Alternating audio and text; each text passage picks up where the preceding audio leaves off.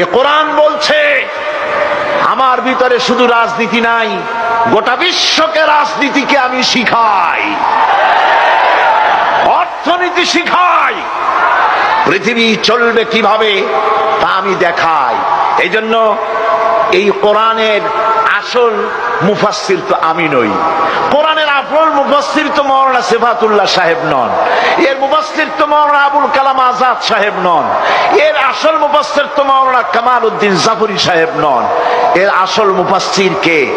কোরআনের আসল মুফাসসির, genuine authentic interpreter, আল্লাহর পক্ষ থেকে নিয়োগ প্রাপ্ত মূল মুফাসসির যিনি, মূল তরজমানুল কোরআন, কোরআনের ভাষ্যকার যিনি, তিনি হচ্ছেন সর্বকালের সর্বযুগের সর্বশ্রেষ্ঠ মহামানব বিশ্বনবী জনাবে মুহাম্মদ রাসূলুল্লাহ সাল্লাল্লাহু আলাইহি ওয়াসাল্লাম।